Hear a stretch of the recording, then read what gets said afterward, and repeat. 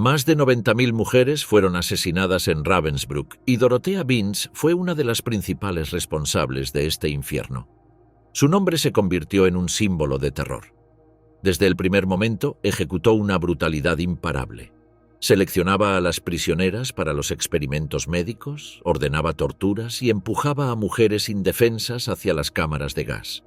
Lo que comenzó como un puesto simple en la cocina, la convirtió en la guardiana más temida del campo, ejecutando la muerte con frialdad absoluta, sin compasión ni remordimiento. Su trabajo no tenía límites y llevó la violencia hasta sus últimas consecuencias. ¿Cómo una joven común se convirtió en un verdugo imparable? ¿Qué ocurrió en su mente para que llevara la violencia hasta estos límites? ¿Por qué las SS la eligieron para ejecutar la crueldad más extrema? Vida temprana e influencia nazi, el camino hacia Ravensbrück. Dorothea Binz nació el 16 de marzo de 1920 en Düsterlake, un pequeño pueblo cercano a Ravensbrück, en la provincia de Brandeburgo. Como segunda hija de un modesto asistente técnico forestal, nada en sus primeros años presagiaba la figura de crueldad en que se convertiría. Su madre administraba un vivero y tierras de cultivo, proporcionando a la familia una vida estable sin aparentes traumas o privaciones extraordinarias. La infancia de Binz transcurrió en una Alemania devastada por las consecuencias de la Primera Guerra Mundial. El Tratado de Versalles había impuesto severas sanciones económicas y territoriales a la nación, generando un profundo resentimiento en la población. La República de Weimar, establecida en 1918, luchaba por mantener la estabilidad política mientras la hiperinflación devoraba los ahorros de millones de ciudadanos, convirtiendo fortunas en papel sin valor en cuestión de días. El desempleo masivo generaba un clima de desesperación donde las soluciones extremas comenzaban a ganar popularidad. A raíz de humillación nacional y crisis económica crecieron los movimientos radicales, entre ellos el Partido Nacional Socialista Obrero Alemán, liderado por Adolf Hitler. Su discurso combinaba el resentimiento por la derrota militar, el rechazo a las imposiciones extranjeras y la identificación de enemigos internos como responsables de los males alemanes. El antisemitismo, presente históricamente en Europa, fue instrumentalizado en una escala sin precedentes. El 30 de enero de 1933, cuando Binz cumplía apenas 13 años, Hitler asumió el poder como canciller de Alemania. Este momento marcó un punto de inflexión no solo para el país, sino para la formación ideológica de toda una generación. La adolescencia de Binz coincidió exactamente con la transformación radical del Estado alemán en una dictadura totalitaria que controlaría cada aspecto de la vida pública y privada. La maquinaria propagandística dirigida por Joseph Goebbels transformó radicalmente la sociedad alemana. A través del control absoluto de los medios de comunicación, el arte, la educación y el entretenimiento, el régimen nazi creó un culto a la personalidad alrededor de Hitler. Su imagen se volvió omnipresente, retratos en edificios públicos, sellos, monedas y carteles propagandísticos. En las escuelas, el adoctrinamiento nacionalsocialista reemplazó la educación tradicional. Los estudiantes memorizaban discursos y odas al Führer como parte del currículo oficial. Calles y plazas fueron rebautizadas para honrar a los héroes del partido, mientras el saludo Heil Hitler se convertía en obligación cotidiana. Para las niñas como Dorothea, la educación se orientaba explícitamente hacia los roles tradicionales de género, pero ahora revestidos de significado político. El ideal femenino nazi combinaba las virtudes domésticas con el compromiso ideológico.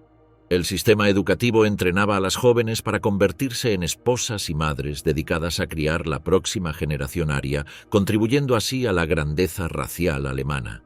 La Liga de Muchachas Alemanas, Bund Deutscher Mädel, constituyó un instrumento fundamental para el adoctrinamiento de las adolescentes. Esta organización, rama femenina de las juventudes hitlerianas, moldeaba a las jóvenes según el ideal nazi de la mujer, físicamente aptas, devotas al régimen y preparadas para su futuro maternal. Las actividades combinaban entrenamiento físico, instrucción doméstica y adoctrinamiento ideológico. Aunque no existen registros específicos de la participación de Binz en esta organización, la inmensa mayoría de jóvenes alemanas de su edad estaban integradas en estas estructuras. Mientras Binz transitaba su adolescencia, El régimen nazi avanzaba rápidamente en la implementación de políticas antisemitas. El primer campo de concentración, Dachau, abrió sus puertas en marzo de 1933, apenas 2 meses después de la llegada de Hitler al poder. Inicialmente destinado a opositores políticos, pronto albergaría también a otros grupos perseguidos. Las leyes de Nuremberg de 1935 privaron a los judíos alemanes de su ciudadanía y prohibieron matrimonios entre judíos y no judíos, institucionalizando la discriminación racial. La persecución se intensificó progresivamente. Entre 1933 y 1939, aproximadamente 304.000 judíos emigraron de Alemania, huyendo de la creciente hostilidad. Los que permanecieron vieron cómo sus derechos eran sistemáticamente eliminados: exclusión de profesiones, expropiación de negocios, restricciones de movimiento y segregación en todos los ámbitos sociales. La noche de los cristales rotos, Kristallnacht, de noviembre de 1938, marcó un escalón más en la violencia antisemita. Durante este pogromo organizado, sinagogas fueron incendiadas, negocios judíos destruidos y miles de personas detenidas y enviadas a campos de concentración. Cuando estos eventos ocurrieron, Binz tenía 18 años, una edad en la que sus valores y visión del mundo estaban prácticamente formados bajo la influencia del régimen nazi.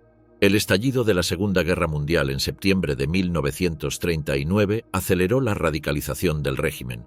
La expansión territorial alemana permitió implementar políticas de persecución a escala continental. El sistema concentracionario se amplió para albergar a prisioneros de toda Europa ocupada, mientras la solución final tomaba forma progresivamente como plan de exterminio sistemático. En medio de un ambiente de nacionalismo exacerbado, supremacismo racial y normalización de la violencia política, la joven Dorothea Binz dio el paso que definiría su destino. En agosto de 1939, con 19 años y Europa al borde de la guerra, solicitó trabajo en el recién inaugurado campo de concentración de Ravensbrück. Ravensbrück, el ascenso de una ejecutora voluntaria de la muerte. En verano de 1939, mientras Alemania se preparaba para la guerra, Dorothea Binz tomó una decisión que alteraría permanentemente el curso de su vida. Según declararía posteriormente durante su juicio, buscaba evitar el trabajo en fábricas de armamento, cada vez más común para mujeres jóvenes ante la inminente movilización masculina para el conflicto. Con este motivo, solicitó un puesto como encargada de cocina en el campo de concentración de Ravensbrück, inaugurado apenas unos meses antes. Sin embargo, al estar ya ocupada esta posición, Binz fue contratada como guardia. Ravensbrück presentaba una particularidad dentro del sistema concentracionario nazi. Era el único campo principal diseñado específicamente para mujeres. Situado a 90 kilómetros al norte de Berlín, junto al idílico lago Schwetzsee, el contraste entre su entorno natural y el sufrimiento que albergaría no podía ser más perturbador. El campo estaba administrado por las SS Totenkopfverbände, unidades de la calavera, bajo la supervisión tanto de oficiales masculinos como de aproximadamente 150 mujeres supervisoras. Estas guardianas, conocidas como Aufseherinnen, eran reclutadas entre civiles que aceptaban el trabajo por las condiciones laborales relativamente favorables y los salarios superiores a los disponibles en otros sectores para mujeres. A diferencia de los hombres de las SS, las guardianas no formaban parte oficialmente de esta organización, pero operaban bajo su mando directo. Durante sus primeros meses en el campo, Binz desempeñó funciones relativamente básicas. Entre octubre y noviembre de 1939 supervisó a 10 prisioneras asignadas al aserradero.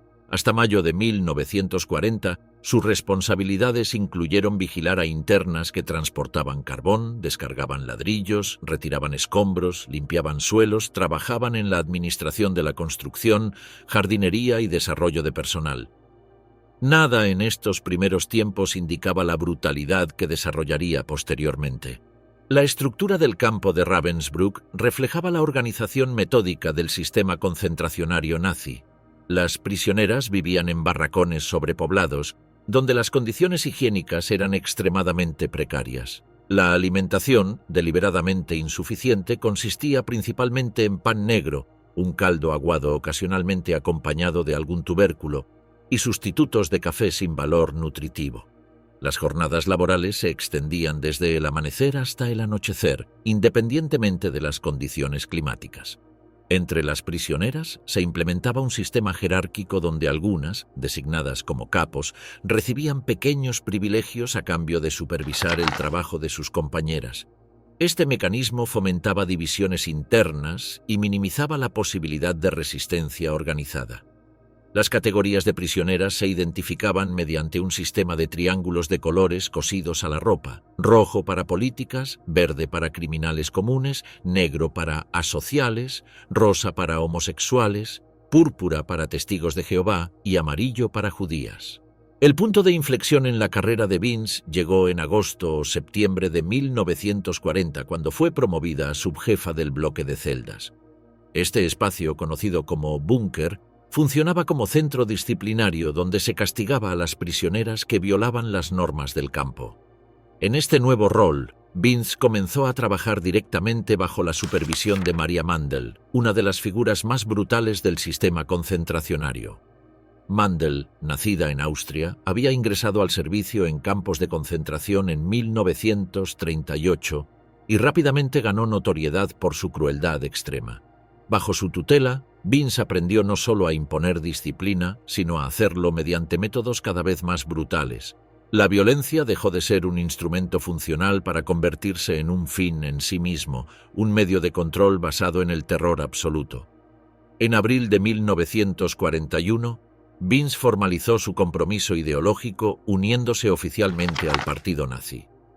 Este paso, aunque simbólico, demostraba su plena identificación con los principios nacionalsocialistas y su disposición a participar activamente en la implementación de sus políticas más extremas. Su carrera continuó en ascenso cuando, tras la promoción de Mandel a jefa supervisora, Oberaufseherin, en abril de 1942, asumió la dirección del bloque de celdas. En esta nueva posición, sus responsabilidades se ampliaron significativamente. No solo administraba castigos a prisioneras que violaban las normas del campo, sino que también comenzó a participar en la selección de mujeres para experimentos médicos. Estos procedimientos, realizados sin consentimiento y frecuentemente sin anestesia, incluían pruebas con sulfonamidas, trasplantes óseos, esterilizaciones y otras intervenciones que resultaban en mutilaciones permanentes o muerte. La frialdad con que Vince seleccionaba a las víctimas para estos experimentos revelaba su creciente deshumanización. El proceso de metamorfosis de Vince se completó en julio de 1943, cuando fue promovida informalmente a supervisora jefe adjunta, cargo que se oficializó en febrero de 1944. Desde esta posición, dirigía la formación y asignaba funciones a más de 100 guardianas simultáneamente. Su rol se expandió más allá del castigo directo. Ahora era responsable de formar a otras mujeres en los métodos de control y brutalidad que ella misma había perfeccionado. Bajo su supervisión, Ravensbrück se transformó en un centro de entrenamiento para aproximadamente 3.500 guardianas femeninas que posteriormente servirían tanto allí como en otros campos del sistema nazi. El campo funcionaba como una academia del terror, donde las nuevas reclutas aprendían técnicas de vigilancia, castigo y control psicológico de las prisioneras. Entre sus discípulas se encontraban algunas de las figuras más despiadadas del sistema concentracionario, como Irma Grese, quien alcanzaría notoriedad por su brutalidad en Auschwitz. Con apenas 20 años, Grese se convertiría en supervisora jefe del campo de mujeres de Birkenau, donde su sadismo le valdría el apodo de Ángel de la Muerte. La influencia de Vince en la formación de guardianas como Grese multiplicó exponencialmente el alcance de su crueldad. Vince implementó técnicas de indoctrinamiento sistemáticas para transformar a mujeres comunes en eficientes verdugos. Las nuevas reclutas eran sometidas a un proceso que comenzaba con pequeñas tareas de vigilancia y progresivamente aumentaba su participación en actos de brutalidad. Aprendían a deshumanizar a las prisioneras, a ejercer violencia sin cuestionamientos morales y a instrumentalizar el miedo como herramienta primaria de control. El entrenamiento combinaba instrucción teórica sobre ideología racial nazi con aplicación práctica de técnicas de sometimiento. Las guardias en formación debían demostrar su capacidad para imponer disciplina mediante castigos físicos, participando directamente en interrogatorios y sesiones de tortura. Aquellas que mostraban vacilación o compasión eran ridiculizadas, mientras que la crueldad era recompensada con reconocimiento y ascensos. Ravensbrück se convirtió así en lo que muchos supervivientes denominaron una escuela de violencia, un centro donde mujeres ordinarias eran transformadas en instrumentos del terror estatal. Esta función multiplicadora del terror hace que la figura de Vince trascienda sus actos individuales. Su influencia se extendió a través de sus aprendices, perpetuando una cultura de brutalidad que afectaría a decenas de miles de prisioneros en todo el sistema de campos nazi. El reino del terror, la imparable crueldad de Dorothea Vince en Ravensbrück.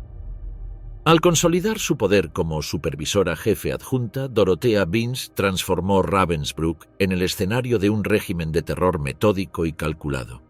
Su presencia en el campo provocaba un efecto inmediato y tangible: el silencio absoluto. Las prisioneras, paralizadas por el miedo, sabían que el más mínimo movimiento o sonido podía desencadenar castigos brutales que frecuentemente culminaban en muerte. Una de sus primeras medidas fue intensificar los recuentos diarios, conocidos como Appell. Estas inspecciones, realizadas 2 o 3 veces al día independientemente de las condiciones climáticas, obligaban a las prisioneras a permanecer inmóviles durante horas en la plaza central del campo, conocida como Appellplatz. Sin recibir desayuno, con apenas un sorbo de agua antes de la formación, debían mantenerse perfectamente alineadas sin poder sentarse, hablar o intercambiar miradas. La cruel eficiencia de estos recuentos residía en su capacidad para quebrar física y psicológicamente a las prisioneras. Durante el invierno, mujeres debilitadas por la desnutrición debían permanecer firmes bajo temperaturas glaciales, frecuentemente sin abrigo adecuado. En verano, el calor sofocante y la deshidratación provocaban desmayos regulares. Cualquier muestra de debilidad resultaba invariablemente en castigos adicionales, creando un círculo vicioso de sufrimiento. Tras los extenuantes recuentos, las prisioneras eran enviadas a jornadas de trabajo forzado en diversas instalaciones dentro y fuera del campo. Muchas trabajaban en fábricas de la empresa Siemens, produciendo componentes eléctricos para el esfuerzo bélico alemán. Otras eran asignadas a tareas de construcción, agricultura o manufactura textil.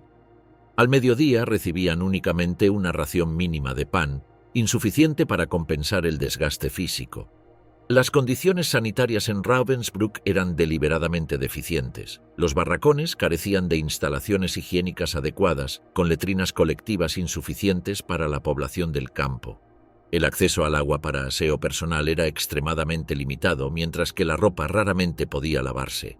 Estas condiciones, combinadas con la malnutrición crónica, convertían enfermedades como el tifus, la tuberculosis y la disentería en epidemias mortales que diezmaban constantemente la población del campo.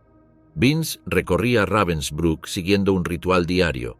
Vestida con su impecable uniforme negro, látigo en mano y acompañada por un pastor alemán entrenado específicamente para atacar a su señal. Su táctica básica era la imposición del terror a través de la imprevisibilidad. No necesitaba motivos específicos para castigar. La más mínima infracción o simplemente seleccionar arbitrariamente a una prisionera bastaba para desatar su furia. La sobreviviente checa Dagmar Hova relató uno de los episodios más escalofriantes de su crueldad. Durante una inspección de trabajo, Vince consideró que una prisionera no cumplía sus tareas con suficiente energía. Sin mediar palabra, se acercó y la abofeteó con tal fuerza que la derribó. A continuación, tomó un hacha y comenzó a golpearla brutalmente hasta desfigurarla completamente. Una vez satisfecha, limpió sus botas ensangrentadas con la falda de la víctima, montó su bicicleta y se marchó con absoluta indiferencia, como si hubiera completado una tarea rutinaria. Otra superviviente, Olga Galava, describió cómo Vince utilizaba a su perro como instrumento de ejecución. Al ver a una prisionera exhausta tropezar y caer, Vince aceleró su bicicleta para atropellarla deliberadamente. Después ordenó a su pastor alemán que la atacara. El animal, entrenado específicamente para matar, destrozó a la víctima mientras Vince observaba impasible. Este tipo de ataques no eran excepcionales, sino parte de un patrón sistemático de intimidación y castigo. El epicentro de su reinado de terror era el búnker, donde las prisioneras acusadas de infracciones disciplinarias eran sometidas a castigos ejemplares. Este edificio, separado del resto del campo, funcionaba como centro de detención y tortura. Las internas enviadas allí eran despojadas de su ropa y dejadas en celdas de aislamiento sin alimentos ni mantas, soportando temperaturas gélidas mientras periódicamente eran rociadas con agua helada a presión. Las flagelaciones constituían el núcleo del régimen punitivo en el búnker, aplicadas en series de 25, 50 o incluso 75 azotes. Para este propósito se utilizaba un potro de tortura donde las prisioneras eran inmovilizadas con abrazaderas en los pies y una manta envolviendo su cabeza para amortiguar los gritos. El procedimiento estaba cuidadosamente diseñado no solo para causar dolor extremo, sino también para maximizar la humillación. Martha Wert, una campesina alemana detenida por mantener relaciones con un trabajador polaco, violando las leyes raciales nazis, describió su experiencia en el búnker. Dorothea Binz me leyó la orden de arresto y mi castigo, 2 tandas de 25 latigazos. Después, el comandante Suren ordenó que me subiera al potro. Me aseguraron los pies con una abrazadera de madera y levantaron mi vestido por encima de la cabeza. No llevaba ropa interior, ya que debíamos quitárnosla antes de salir de los barracones. Luego me envolvieron la cabeza con una manta. Mientras me ataban, respiré hondo para que no estuvieran demasiado ajustadas, pero se dieron cuenta y las apretaron aún más. Me ordenaron contar cada latigazo en voz alta, pero solo llegué al 11. Cuando finalmente terminaron, apenas podía mantenerme en pie. En 1944, con la construcción de cámaras de gas en Ravensbrück, Binz asumió un papel activo en las selecciones para el exterminio. Las prisioneras que ya no podían trabajar por agotamiento o enfermedad eran designadas para tratamiento especial, eufemismo que indicaba su eliminación. El proceso de selección se realizaba con frialdad clínica, priorizando la eficiencia del campo sobre cualquier consideración humanitaria. Las cámaras de gas de Ravensbrück, instaladas en una pequeña edificación cercana al crematorio, comenzaron a operar en enero de 1945. Antes de esta fecha, las prisioneras seleccionadas para eliminación eran frecuentemente transportadas a otros campos como Auschwitz o Bernburg. Con la instalación de este sistema de exterminio in situ, Binz participó directamente en la selección de víctimas para las llamadas acciones especiales. Numerosos testimonios indican que Binz no solo ejercía violencia física, sino también abusos sexuales contra algunas prisioneras. La sexualización de la violencia formaba parte de su repertorio de terror y control. Paralelamente, mantenía una relación sentimental con Edmund Breuning, oficial de las SS y ayudante del comandante Fritz Suren. La pareja vivía en una casa fuera del campo hasta diciembre de 1944, cuando Breuning fue transferido a Buchenwald. Según múltiples testigos, Binz y Breuning compartían una fascinación perturbadora por la violencia. Fueron vistos en numerosas ocasiones observando torturas y ejecuciones mientras reían o intercambiaban gestos afectivos, convirtiendo el sufrimiento ajeno en una forma de entretenimiento compartido. Esta perversa integración de intimidad personal y sadismo ejemplifica la profunda deshumanización que caracterizaba a algunos perpetradores del sistema nazi. Binz también desempeñó un papel crucial en el entrenamiento de futuras guardianas, transmitiendo sus métodos de terror. A través de demostraciones prácticas, enseñaba a las reclutas cómo mantener el control mediante la brutalidad sistemática. Sus alumnas aprendían a identificar signos de debilidad entre las prisioneras y a responder con violencia desproporcionada para mantener el clima de miedo absoluto. Durante el tiempo que Dorothea Binz supervisó Ravensbrück, aproximadamente 132.000 mujeres pasaron por el campo. Entre ellas se contaban polacas, soviéticas, alemanas, judías, gitanas y prisioneras de prácticamente todos los países ocupados por Alemania. De este total, más de 92.000 perecieron debido a las condiciones inhumanas, asesinatos directos o selecciones para las cámaras de gas. La mente de un monstruo. El perfil psicológico de Dorothea Binz. La transformación de Dorothea Binz de joven común a verdugo despiadado plantea interrogantes profundos sobre la naturaleza humana. ¿Qué factores psicológicos permitieron esta metamorfosis? ¿Fue producto exclusivo del adoctrinamiento nazi o existían tendencias sádicas latentes en su personalidad? Un análisis de su comportamiento en Ravensbrück revela mecanismos psicológicos que explican parcialmente su evolución hacia la crueldad extrema. La indoctrinación ideológica durante su adolescencia estableció las bases cognitivas para su posterior conducta. El sistema educativo nazi inculcaba la supremacía racial aria y la obediencia incuestionable como virtudes supremas. La propaganda presentaba a judíos y otros grupos perseguidos como amenazas existenciales para Alemania, legitimando su eliminación como acto patriótico necesario. En este entorno, la violencia se normalizaba progresivamente como herramienta política justificada. Al ingresar al sistema concentracionario, Binz experimentó un proceso de desensibilización progresiva. El primer acto de crueldad probablemente generó conflicto interno, pero cada acción subsiguiente resultaba psicológicamente más sencilla que la anterior.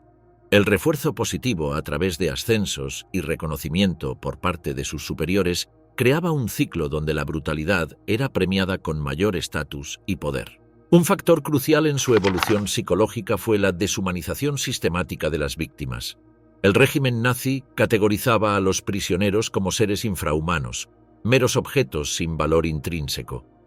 Esta percepción permitía a perpetradores como Binz distanciarse emocionalmente del sufrimiento que infligían, viéndolo no como crueldad hacia semejantes, sino como administración necesaria de un sistema. El poder absoluto sobre otras personas aceleró su transformación. Como demuestran experimentos psicológicos como el de la prisión de Stanford, individuos en posiciones de autoridad no controlada tienden a abusar progresivamente de su poder. En Ravensbrück, Binz no enfrentaba restricciones externas a su comportamiento. Al contrario, la crueldad era activamente incentivada por la estructura jerárquica. Su relación con Edmund Breuning evidencia otro aspecto perturbador: el refuerzo social de conductas desviadas. Juntos formaban una pareja que compartía no solo intimidad personal, sino también una fascinación por el sufrimiento ajeno. Esta dinámica normalizaba aún más el comportamiento sádico, creando un microcosmos donde la crueldad funcionaba como vínculo de conexión. La competencia entre guardianas para demostrar brutalidad generaba un ambiente donde los límites morales se difuminaban constantemente. Binz no solo aplicaba crueldad, sino que innovaba en sus métodos, ganando reconocimiento dentro del sistema jerárquico del campo. El sadismo se convertía así en moneda de cambio social y profesional. Estudios psicológicos sobre perpetradores del Holocausto han identificado varios mecanismos que facilitan la participación en atrocidades.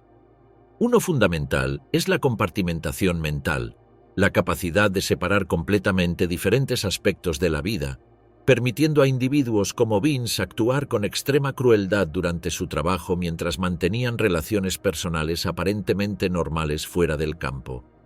Esta división psicológica se reflejaba en su comportamiento cotidiano.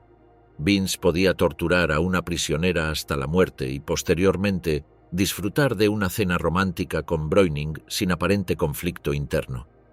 La compartimentación le permitía participar en atrocidades sin que éstas amenazaran su autoimagen positiva. El lenguaje eufemístico del sistema nazi facilitaba este proceso. Términos como tratamiento especial, exterminio, reubicación, deportación a campos de muerte o medidas disciplinarias, tortura, creaban distancia psicológica entre las acciones y sus consecuencias reales. Binz operaba dentro de este sistema lingüístico que disfrazaba la brutalidad bajo terminología administrativa. La psicología detrás de su sadismo también involucra la gratificación del poder absoluto. Los testimonios de supervivientes describen cómo Binz parecía disfrutar particularmente cuando las víctimas mostraban miedo extremo. El terror provocado en otros funcionaba como confirmación de su poder total, generando una retroalimentación positiva que reforzaba su comportamiento abusivo. Su relación con Edmund Breuning representa un aspecto especialmente perturbador de su perfil psicológico. Según múltiples testimonios, Binz se excitaba sexualmente al observar flagelaciones en Ravensbrück. La pareja frecuentemente recorría el campo juntos, observando torturas mientras mantenían comportamientos íntimos. Esta fusión entre sexualidad y violencia revela una distorsión profunda de los impulsos humanos básicos. La transformación de Binns ilustra la maleabilidad de la naturaleza humana bajo circunstancias extremas. Estudios sobre perpetradores del Holocausto indican que muchos no mostraban trastornos psicopáticos previos a su participación en atrocidades. Lo perturbador del caso de Binns es precisamente su aparente normalidad inicial, sugiriendo que bajo determinadas condiciones sociales e institucionales, personas comunes pueden transformarse en ejecutores de actos inhumanos. Durante su juicio, Binns mostró una notable ausencia de remordimiento. Al ser cuestionada sobre el trato brutal a las prisioneras, respondió que preferían eso a que se les privara de comida. Esta declaración revela una profunda distorsión moral. No solo justificaba la violencia, sino que la presentaba como alternativa preferible. Su incapacidad para reconocer la gravedad de sus acciones refleja el éxito del proceso de deshumanización.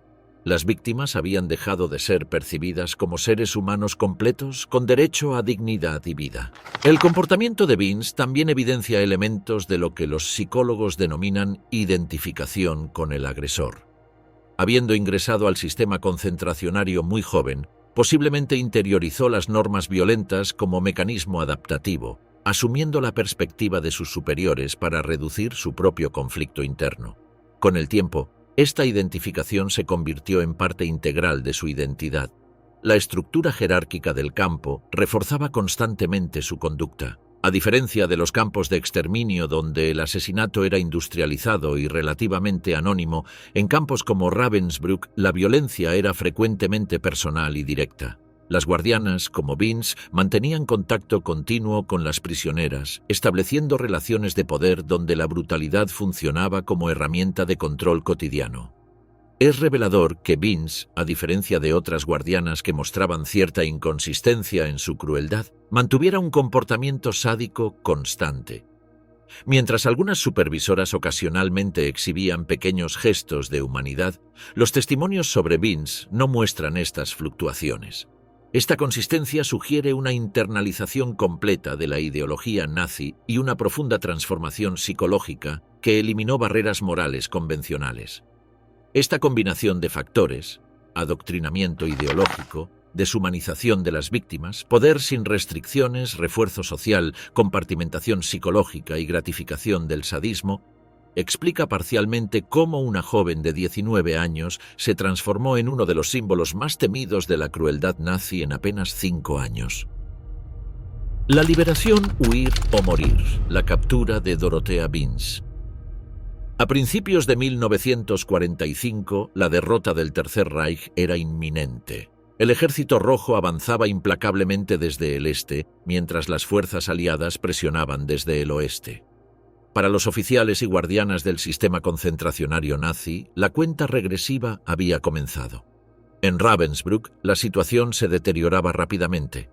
La sobrepoblación extrema, combinada con escasez crítica de alimentos y medicamentos, creaba un ambiente cada vez más caótico. Los bombardeos aliados intensificaban la tensión, mientras el personal del campo recibía informes sobre el avance soviético hacia territorio alemán.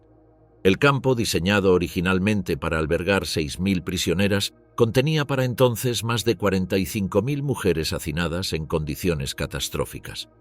La tasa de mortalidad se disparó durante los últimos meses, con centenares de mujeres falleciendo diariamente por enfermedades, desnutrición y el trato brutal que continuaba incluso ante la inminente derrota. La administración del campo, consciente del destino que les aguardaba si eran capturados, implementó medidas desesperadas. Una de ellas fue la evacuación parcial mediante las llamadas marchas de la muerte, donde miles de prisioneras fueron obligadas a caminar en condiciones extremas hacia otros campos más alejados del frente oriental. Estas marchas constituían esencialmente ejecuciones en masa diferidas. Comenzando a principios de 1945, columnas de prisioneras debilitadas por años de malnutrición y abusos fueron forzadas a recorrer decenas de kilómetros diarios sin alimento adecuado ni protección contra el inclemente invierno. Quienes se desplomaban por agotamiento eran ejecutadas en el acto. Las que lograban sobrevivir llegaban a destinos donde las condiciones eran igualmente mortales. La Cruz Roja Sueca, bajo la dirección del conde Folke Bernadotte, negoció con Heinrich Himmler la liberación de algunas prisioneras escandinavas. Entre marzo y abril de 1945, varios centenares de mujeres danesas y noruegas fueron evacuadas en los famosos autobuses blancos, salvándose así de la muerte casi segura que les esperaba en el campo. Sin embargo, la inmensa mayoría de las prisioneras no tuvo esta oportunidad. Las prisioneras que permanecieron en Ravensbrück eran principalmente aquellas demasiado enfermas o débiles para ser trasladadas. Aproximadamente 3.500 mujeres, hombres y niños quedaron abandonados a su suerte mientras el personal del campo preparaba su huida. Los últimos días fueron particularmente brutales, con ejecuciones apresuradas para eliminar testigos potenciales y destrucción sistemática de documentos comprometedores. En este contexto de caos y desesperación, Dorothea Binz tomó la decisión de huir antes de la llegada de las tropas soviéticas. A diferencia de oficiales fanáticos que permanecieron en sus puestos hasta el final por lealtad ideológica o resignación, Binz optó por la autopreservación. La mujer que había ejercido terror implacable durante años ahora temía enfrentar las consecuencias de sus actos. Abandonó su uniforme de las SS, símbolo de la autoridad que había ejercido tiránicamente, y adoptó ropas civiles para confundirse con la población alemana desplazada. Con documentos de identidad falsificados, se dirigió hacia el oeste, buscando alcanzar zonas controladas por los aliados occidentales considerados menos severos que los soviéticos con los criminales de guerra. Su objetivo era Hamburgo, ciudad portuaria donde esperaba perderse entre la masa de refugiados que huían del avance soviético. Como muchos oficiales de las SS, planeaba adoptar una nueva identidad y comenzar una vida anónima, lejos de su pasado en Ravensbrück y protegida por el caos administrativo de la posguerra.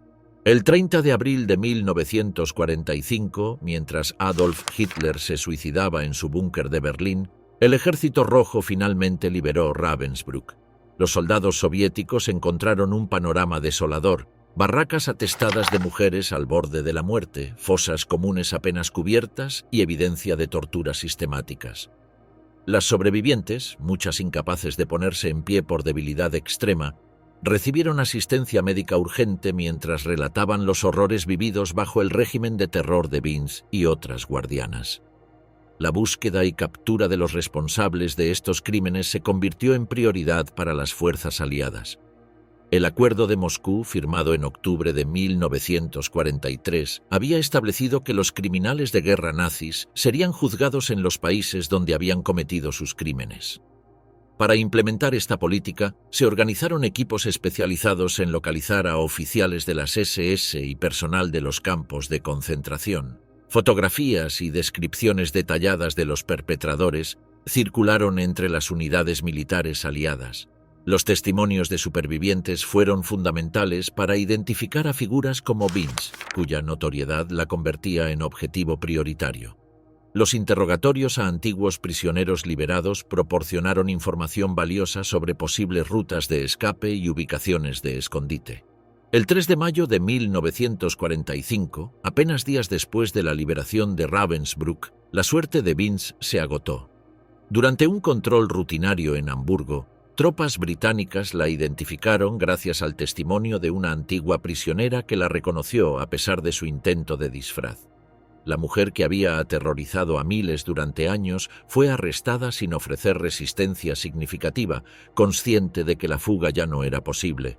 Binz fue trasladada inicialmente a un centro de detención en Recklinghausen, donde otros oficiales y guardianas capturados aguardaban mientras los aliados organizaban los procesos judiciales para juzgar crímenes de guerra. Durante los interrogatorios preliminares, mantuvo una actitud impasible, similar a la que había exhibido durante sus años en Ravensbrück. Siguiendo la estrategia adoptada por muchos criminales nazis, Binz negó las acusaciones más graves y minimizó su papel en el campo. Admitió haber ejercido disciplina ocasional mediante bofetadas o golpes leves, pero negó rotundamente su participación en torturas sistemáticas, asesinatos o selecciones para las cámaras de gas.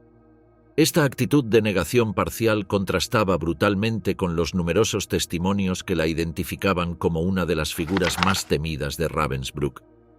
Mientras permanecía detenida, las autoridades aliadas recopilaban evidencia para su eventual juicio. Se tomaron declaraciones a centenares de supervivientes, Se recolectaron documentos administrativos del campo que habían escapado a la destrucción y se prepararon acusaciones formales. El proceso fue meticuloso, reflejando la determinación aliada de que, a diferencia de lo ocurrido tras la Primera Guerra Mundial, esta vez los responsables de crímenes de guerra enfrentarían plenamente la justicia. El juicio final, la condena y ejecución de Dorothea Binz. El 5 de diciembre de 1946, más de un año después de la rendición alemana, comenzó el primer juicio de Ravensbrück. El Tribunal Militar Británico establecido en Hamburgo reunió a 16 acusados, antiguos miembros del personal del campo, para responder por crímenes contra la humanidad. Entre ellos se encontraba Dorothea Binz, como acusada número 10, enfrentando cargos de torturas, asesinatos y tratos inhumanos a prisioneras. Este proceso formaba parte de un esfuerzo judicial sin precedentes. Tras el juicio principal de Nuremberg contra los principales líderes nazis, las potencias aliadas habían iniciado procedimientos separados para juzgar a perpetradores de menor rango pero directamente involucrados en la implementación de atrocidades. El juicio de Ravensbrück fue uno de los primeros centrados específicamente en crímenes cometidos en un único campo de concentración. El tribunal estaba compuesto por oficiales británicos con formación jurídica, presididos por el mayor general H.P.M. Bernie Ficklin. La fiscalía, dirigida por el mayor Stewart, había recopilado una extensa documentación y localizado a decenas de testigos dispuestos a declarar sobre los crímenes cometidos en Ravensbrück, a pesar del trauma que suponía revivir estas experiencias. Durante casi 2 meses, el tribunal escuchó testimonios desgarradores. Supervivientes de diversas nacionalidades describieron la brutalidad cotidiana en el campo, identificando a cada acusado y detallando su participación específica en los abusos. Las testigos detallaron cómo Binz seleccionaba arbitrariamente a prisioneras para castigos ejemplares, cómo supervisaba personalmente las flagelaciones y cómo su mera presencia paralizaba de terror a las internas. Una testigo polaca relató cómo Binz entrenaba a su perro para atacar a las prisioneras, describiendo un incidente donde una mujer extenuada fue literalmente despedazada por el animal bajo órdenes directas de la guardiana. Otra describió las interminables horas de pie durante los recuentos, donde cualquier movimiento resultaba en castigos brutales. Varias testificaron sobre palizas que Binz administraba personalmente hasta provocar la muerte de las víctimas. Particularmente impactantes fueron los testimonios sobre el búnker, el centro de castigos donde Binz supervisaba personalmente las torturas. Las prisioneras describieron cómo eran desnudadas, atadas a potros de tortura y flageladas metódicamente, a menudo hasta la inconsciencia. Varias testigos confirmaron que Binz no solo ordenaba estos castigos, sino que frecuentemente los ejecutaba personalmente, mostrando particular ensañamiento con quienes mostraban miedo o debilidad. Una superviviente relató cómo Binz seleccionaba a las más débiles para sus castigos, disfrutando particularmente del terror que provocaba. Otra describió cómo Binz y Browning observaban las torturas como entretenimiento, riendo mientras las prisioneras sufrían castigos brutales. Estos testimonios revelaban no solo la participación directa de Binz en atrocidades, sino también la satisfacción que parecía obtener de infligir sufrimiento. Los testimonios también detallaron la participación activa de Binz en las selecciones para las cámaras de gas instaladas en Ravensbrück durante los últimos meses de funcionamiento del campo. Con frialdad clínica, determinaba quiénes vivirían un día más y quiénes serían ejecutadas, basándose en criterios arbitrarios que a menudo reflejaban sus antipatías personales más que la capacidad laboral de las prisioneras. A lo largo del juicio, la actitud de Binz reflejó la misma frialdad que había caracterizado su comportamiento en Ravensbrück. Sin mostrar remordimiento ni emoción visible, se limitó a negar las acusaciones más graves. Admitió haber abofeteado o golpeado ocasionalmente a prisioneras indisciplinadas, pero rechazó cualquier responsabilidad en muertes o torturas sistemáticas. Su estrategia defensiva seguía el patrón utilizado por muchos acusados en los juicios por crímenes de guerra: minimizar su papel, negar conocimiento de los aspectos más atroces del sistema y presentarse como un simple engranaje sin autoridad real para cuestionar órdenes. Sin embargo, Los testimonios demostraban inequívocamente que no solo ocupaba una posición de considerable autoridad, sino que ejercía su poder con iniciativa personal y extrema crueldad. Cuando el fiscal le preguntó si consideraba que el trato brutal que recibían las prisioneras era apropiado, Vince respondió con indiferencia que preferían eso a que se les privara de comida.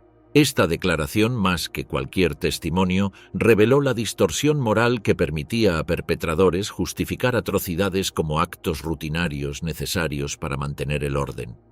La defensa intentó presentar a Vince como una funcionaria que cumplía órdenes en un sistema donde negarse habría significado graves consecuencias.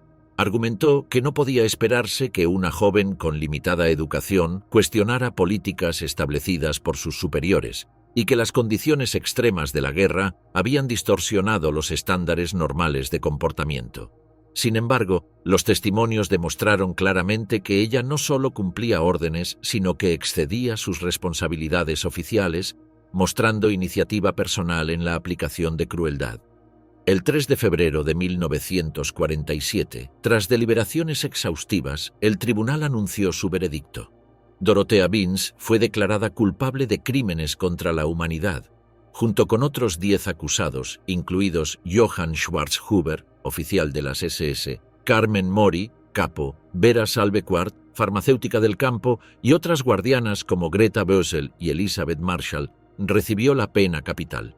La sentencia reflejaba la gravedad de los crímenes cometidos y enviaba un mensaje claro: quienes participaron activamente en atrocidades, independientemente de su rango o género, enfrentarían la máxima responsabilidad. El tribunal rechazó el argumento de obediencia debida, estableciendo que la participación en crímenes contra la humanidad constituía responsabilidad personal, sin que las órdenes superiores pudieran servir como justificación. Su abogado presentó una solicitud de clemencia argumentando su juventud y la influencia del adoctrinamiento nazi, pero fue rechazada. El 31 de marzo de 1947, el comandante en jefe del ejército británico del Rin, mariscal de campo Bernard Montgomery, confirmó definitivamente la sentencia. La ejecución se llevaría a cabo. La sentencia de muerte no quebró la aparente imperturbabilidad de Vince. Sin embargo, horas después de regresar a su celda, tomó una decisión desesperada. Utilizando un objeto afilado que había logrado ocultar, intentó cortarse las venas para evitar la humillación de la horca. Este acto final revelaba que tras la máscara de indiferencia existía plena conciencia de la gravedad de sus crímenes y el miedo a enfrentar su castigo. Los guardias británicos, alertados por ruidos inusuales, intervinieron a tiempo. Encontraron a Vince sangrando profusamente pero aún consciente. El personal médico de la prisión detuvo la hemorragia y estabilizó su estado. Su intento de escapar de la justicia había fracasado. Tras recuperarse, Vince fue mantenida bajo vigilancia estricta. Las autoridades británicas estaban decididas a que enfrentara la justicia que tanto tiempo había eludido. La fecha de ejecución se fijó para el 2 de mayo de 1947, casi exactamente 2 años después de la liberación de Ravensbrück. En las semanas previas a la ejecución, Vince fue trasladada a la prisión de Hamelin, en Baja Sajonia. Esta instalación se había convertido en el lugar donde las autoridades británicas ejecutaban a los criminales de guerra nazis condenados a muerte. Allí aguardaron su destino otros perpetradores de los campos de concentración, incluidas varias guardianas de Ravensbrück. El encargado de llevar a cabo la ejecución fue Albert Pierrepoint, el verdugo oficial británico. Pierrepoint ya había ejecutado a numerosos criminales nazis, incluidos Joseph Kramer, el carnicero de Bergen-Belsen, e Irma Grese. Su reputación se basaba en la eficiencia y profesionalismo, asegurando que las ejecuciones se realizaran con la mayor rapidez posible para minimizar el sufrimiento. La mañana del 2 de mayo de 1947, a las 9:01, Dorothea Vince fue conducida a la cámara de ejecución. Vestida con ropa sencilla proporcionada por la prisión, caminó escoltada por guardias. Según los presentes, mantuvo la compostura hasta el final, sin pronunciar últimas palabras ni mostrar signos de arrepentimiento. Siguiendo el protocolo británico, Pierrepoint colocó una capucha negra sobre la cabeza de Vince y ajustó la soga alrededor de su cuello. Utilizó el método de caída larga, long drop, calculado según el peso del condenado para asegurar una muerte instantánea por fractura cervical al caer. Cuando la trampilla se abrió bajo sus pies, el cuerpo de Vince cayó y la cuerda se tensó bruscamente. La muerte fue inmediata. La mujer que había sembrado terror en Ravensbrück durante años había dejado de existir. Tenía 27 años. Tras la confirmación del fallecimiento por un médico oficial, el cuerpo fue descolgado y colocado en un ataúd simple. Como ocurría con los criminales de guerra ejecutados, no se entregó a familiares, sino que fue enterrado anónimamente en terrenos de la prisión. No hubo ceremonias ni homenajes. La ejecución se registró en documentos oficiales como un acto de justicia, el cumplimiento de la sentencia dictada por un tribunal legítimo tras un proceso con todas las garantías legales. El legado maldito, el recuerdo de Ravensbrück. La ejecución de Dorothea Vince representó un acto de justicia, aunque insuficiente frente a la magnitud de los crímenes cometidos en Ravensbrück. Si bien su muerte no podía compensar el sufrimiento de miles de víctimas, constituyó un paso necesario en el proceso de rendición de cuentas tras el Holocausto. Ravensbrück, a diferencia de Auschwitz o Dachau, ha permanecido relativamente menos conocido en la memoria colectiva del Holocausto. Sin embargo, su importancia histórica es innegable. Como principal campo de concentración femenino, ilustra dimensiones específicas de la persecución nazi relacionadas con el género. Durante sus 6 años de existencia, aproximadamente 132.000 mujeres de más de 20 nacionalidades pasaron por sus instalaciones. Polonia, la Unión Soviética, Alemania y Francia proporcionaron los mayores contingentes. Más de 92.000 mujeres perecieron allí debido a condiciones inhumanas, trabajos forzados, experimentos médicos, ejecuciones directas o en las cámaras de gas instaladas en la fase final del campo. Tras la guerra, mientras Alemania quedaba dividida entre las potencias vencedoras, Ravensbrück se encontró en la zona de ocupación soviética, posteriormente República Democrática Alemana. En 1959 se estableció allí un memorial nacional, aunque la narrativa oficial estaba fuertemente influenciada por la ideología comunista. El énfasis se colocaba principalmente en las prisioneras políticas, especialmente comunistas, mientras otros grupos de víctimas recibían menor atención. La reunificación alemana en 1990 permitió una aproximación más completa a la historia del campo. En 1993 se inauguró un nuevo museo memorial que buscaba documentar la historia del campo con mayor precisión, reconociendo la diversidad de víctimas y contextualizando Ravensbrück dentro del sistema concentracionario nazi. Hoy, el Memorial de Ravensbrück incluye exposiciones permanentes sobre diferentes aspectos del campo. Un centro de documentación, espacios conmemorativos y áreas educativas. Los edificios originales que sobrevivieron, incluidos algunos barracones, el búnker de castigo y el crematorio, se han preservado como testimonio tangible del sufrimiento ocurrido allí. El legado de Vince y otras perpetradoras ha generado importantes reflexiones sobre el papel de las mujeres en el régimen nazi. Durante décadas, la narrativa predominante presentaba a las mujeres principalmente como víctimas pasivas o, en el mejor de los casos, como espectadoras. La historia de guardianas como Vince desafía esta simplificación, demostrando que las mujeres también participaron activamente como perpetradoras de atrocidades. Esta realidad ha obligado a reconsiderar suposiciones sobre género y violencia. Lejos de ser incapaces de crueldad extrema por su naturaleza femenina, algunas mujeres demostraron tanto sadismo como sus contrapartes masculinas cuando se les otorgó poder dentro del sistema concentracionario.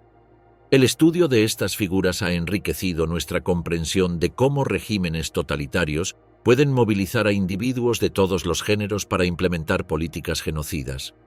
Las sobrevivientes de Ravensbrück jugaron un papel crucial en preservar la memoria del campo. Organizaciones como el Comité Internacional de Ravensbrück, formado por exprisioneras, trabajaron incansablemente para documentar lo ocurrido y honrar a quienes no sobrevivieron.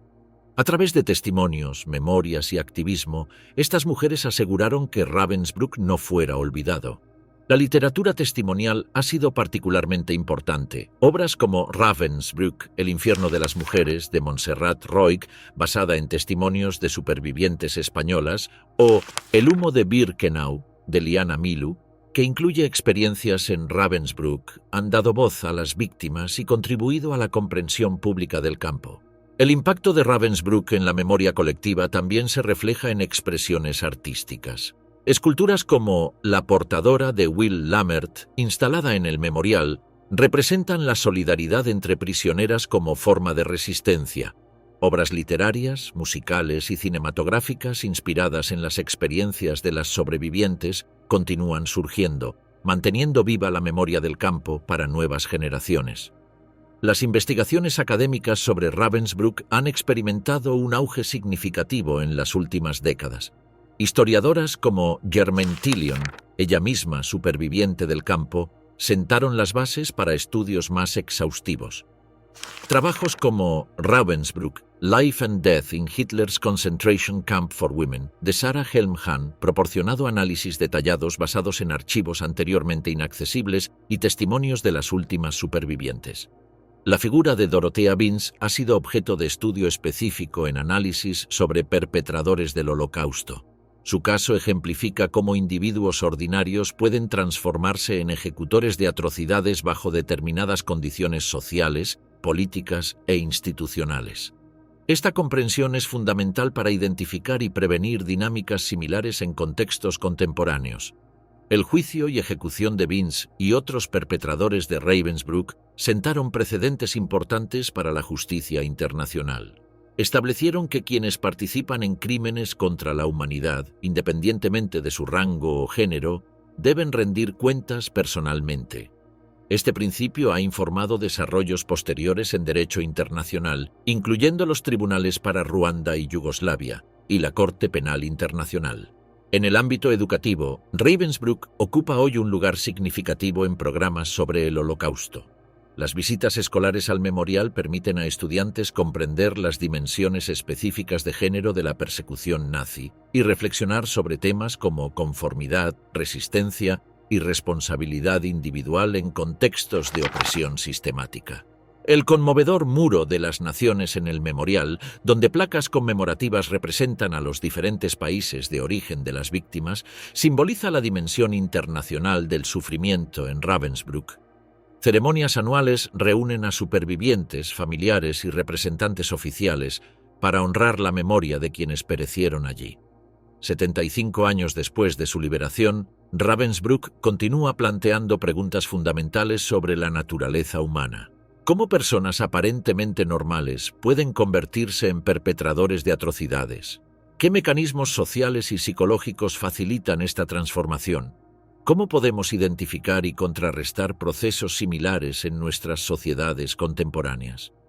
El legado de Dorothea Binz y Ravensbrück no es simplemente histórico, sino profundamente relevante para nuestro presente.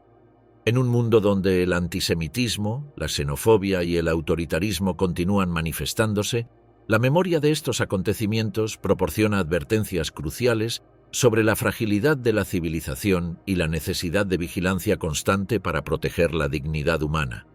La historia de Ravensbrück nos recuerda que los derechos humanos y la democracia no son conquistas permanentes, sino logros que requieren defensa activa.